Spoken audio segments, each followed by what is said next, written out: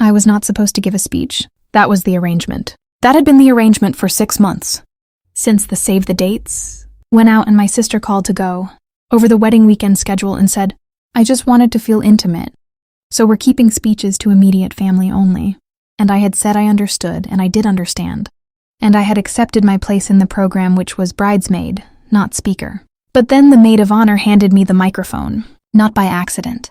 She handed it to me with intention, with the specific, deliberate gesture of someone who has decided that something is about to happen and who has chosen to be the person who starts it. She pressed the microphone into my hand and she stepped back and the room went quiet in the particular way that rooms go quiet when they understand that something unscheduled is occurring and are not yet sure whether to be delighted or concerned. I looked at my sister across the room. She was standing beside her new husband at the head table, in the dress she had described to me for 2 years before she found it, and her face in the moment she understood.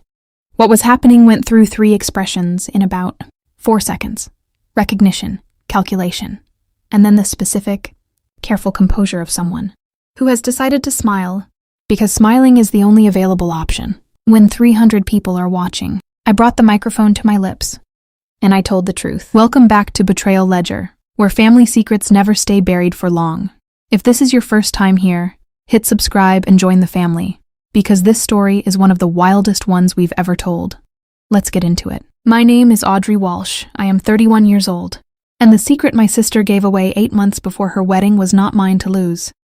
And the speech I gave at her reception was not planned. And everything that happened in the 4 minutes between when I took that microphone and when I set it down changed our family in ways that none of us have fully finished understanding. Stay with me, because this one requires you to know the whole story before you can understand why I did what I did. And the whole story starts not at a wedding, but at a dinner table. 18 months before it, I need you to understand what the secret was, because the speech only makes sense in the context of what she did with it. And what she did with it only makes sense in the context of what it meant to me. And what it meant to me only makes sense if you understand that I had been carrying it alone for 3 years, before she decided it was hers to share.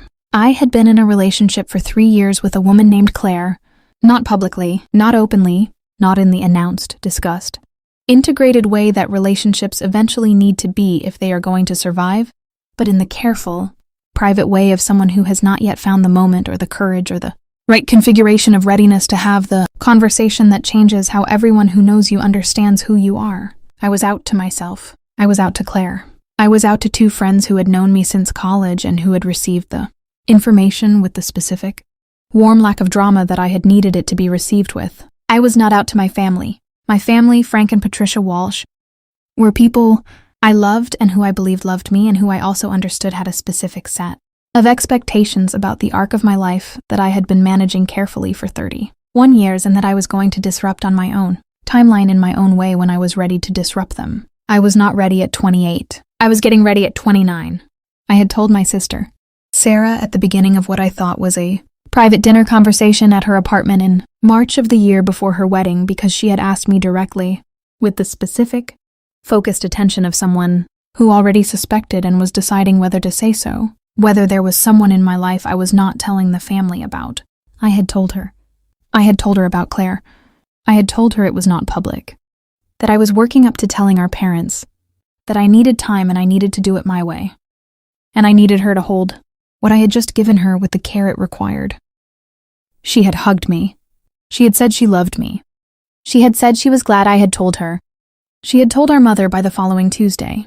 I did not know this for 4 months. I found out in July when my mother called me on a Sunday afternoon.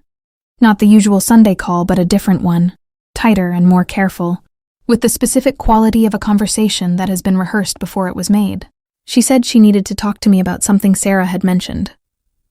She said it in a way that told me Sarah had not mentioned it in passing, had not let it slip in the way of someone who could not hold a secret under pressure, but had delivered it, had constructed a delivery. I sat in my car in the parking lot of the grocery store, where I had pulled over to take the call, and I listened to my mother say the things she said with the specific, hollow feeling of someone who has just lost something they cannot get back, which was the timing they had planned, and the words they had chosen, and the moment they had been building toward for 3 years. My mother was not unkind. She was not cruel. She was confused, and then she was concerned, and then she was, gradually, over the course of that phone call and several that followed it, something that looked like accepting. Though the accepting had a shape I was still learning to read. She asked questions I answered. She said things I processed. We navigated it together in the imperfect, effortful way of a mother and daughter who love each other and are learning something new about each other at a pace neither of them fully controls. What I did not do in that period was address it with Sarah, not immediately. Not because I was managing things carefully, because I was managing myself, because the loss of the timing I had planned was something I needed to grieve before I could look at the person who had taken it. And grief is not a fast process, and I was not going to rush it to accommodate a conversation I was going to have to do correctly. I stayed in Sarah's wedding. I want to be clear about that because people have asked, as if removing myself from the wedding would have been the appropriate response, and staying was the confusing one. I stayed because it was my sister's wedding, and because whatever she had done, she was still my sister, and because I had decided that the relationship was worth more than the decision to withdraw from it at its most visible moment. I stayed as a bridesmaid. I wore the dress she chose, dusty rose, a color I would not have selected for myself, but which looked fine and which I wore with the specific, managed grace of someone who has decided that today is not about them. I had one conversation with Sarah in the 8 months between July and the wedding, not about what she had done, not directly, but about the situation, about our parents, about how things were going. A conversation that was careful on both sides, in the way of conversations, between two people who have a thing between them that has not yet been named. Sarah said she hoped I was okay. I said I was getting there. She said she was glad. Neither of us said the thing underneath the conversation, which was that she had made a choice, and I had been on the receiving end of it, and we were both carrying that, and nobody had yet decided what to do about it. I had decided by the morning of her wedding that I was not going to do anything about it. That was my decision as of 7:30 that morning. Standing in the hotel room, doing my hair while 3 other bridesmaids moved around me in the specific, cheerful chaos of a wedding morning. I had decided that the speech was not mine to give, that the day was not mine to disrupt, and that whatever needed to be said between my sister and me could be said in the private, contained way of 2 people working something out rather than in front of 300 guests over salmon and roasted vegetables. I had made that decision. I want to be clear that I had made it. Then Priya handed me the microphone. Priya was the maid of honor, Sarah's best friend from college, a woman I had known for 8 years and who had known, because Sarah had told her what had happened in July. She had pulled me aside at the rehearsal dinner the previous evening and said something I had not fully known what to do with. She said, "Audrey, someone should say something tomorrow that is real. The speeches are all going to be beautiful and perfect, and nobody is going to say anything true." I had looked at her for a moment. I had said I was not giving a speech. She had said she knew. And then at the reception, after the toasts from the best man and the father of the groom, and Sarah's college roommate, Priya stepped up to the microphone and said she wanted to introduce one more person, and she looked at me, and she held out the microphone, and I made a decision in about 3 seconds that I had not been planning to make. I took it. I stood in front of 300 people in a dusty rose, bridesmaid dress, and I said what I said. Not everything, not the surgery of the whole story, but the true things. I said that my sister and I had been through something difficult in the past year. I said that secrets, when they belong to someone else, are not ours to give away, no matter how much we love the person we are giving them to. I said that I had needed to come out to my family on my own terms, and that those terms had been taken from me by someone who believed she was helping and who had not asked whether helping was what was needed. I said these things calmly, without drama, in the specific, measured tone of someone who has processed something and is now simply stating what is true. 300 people were very quiet. My parents were at a table near the front, and I did not look at them directly, but I was aware of them the way you are always aware of the people who matter most in a room. Sarah was at the head table, and I did look at her. Once, toward the end of what I said. Then I said, I love my sister. I love her in the complicated, specific way of someone who has been hurt by her and who is choosing her anyway. I said that love was not the same as agreement, and that forgiveness was not the same as forgetting, but that family, when it was worth the work of both. I said I wished her and her husband everything I genuinely wished them, which was a life built on honesty and on the specific, hard work of telling the truth even when the truth was inconvenient. I handed the microphone back to Priya. The room was quiet for a moment.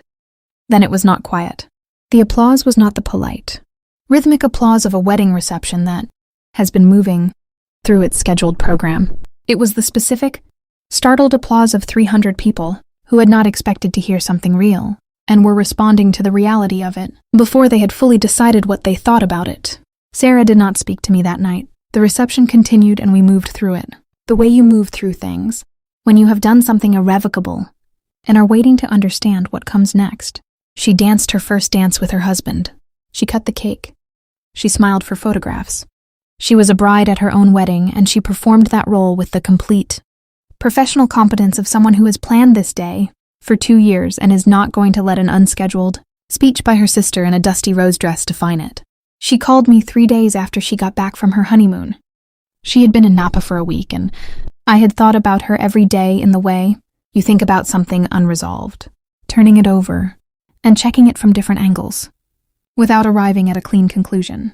She said that was not fair. I said, I know. She said I was trying to help you.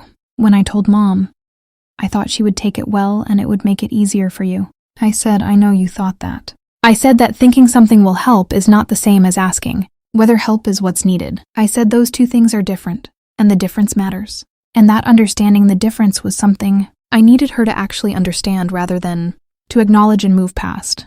She was quiet for a long time. Then she said, you're right. She said it in the specific, unadorned way of someone who has arrived at a conclusion, through their own reasoning, rather than being pushed to it. The way my mother had said she was right on that Sunday phone call in July, the way real acknowledgement sounds when it is not performance. We talked for 1 hour and 40 minutes, not about the wedding specifically, not about the speech specifically, but about the years underneath both of those things, about what I had needed and what she had done and what the difference was between love that asks what the other person needs and love that decides on the other person's behalf. We talked about our parents and about what coming out had actually been like, and about what I had lost when the timing was taken from me, and about what she understood now that she had not understood. When she made the phone call in July, it was not a simple conversation. It was not a conversation that resolved everything. It was a conversation that addressed the thing directly, which was what I had needed for a year and which neither of us had been ready for until the speech had made continuing to avoid it impossible. My sister and I are different now than we were before any of this. We are something rebuilt rather than something original. And rebuilt things are not always the same as the original, but they are sometimes stronger in the places where they were repaired, if the repair was done honestly. We are being honest. That is the most I can say with certainty. Claire and I got engaged in October of the following year. I called my parents first, and then I called Sarah. My mother cried. My father said something short and genuine that I will keep. Sarah said she was happy for me and she meant it, and I could hear that she meant it, which was the thing that mattered. The wedding is next June. Sarah is in it. Some things take longer than you think they should. Some things require a speech. You did not plan to give in a dusty rose dress in front of 300 people before the conversation. That needed to happen can finally happen. I am glad I took the microphone. I am glad it was real.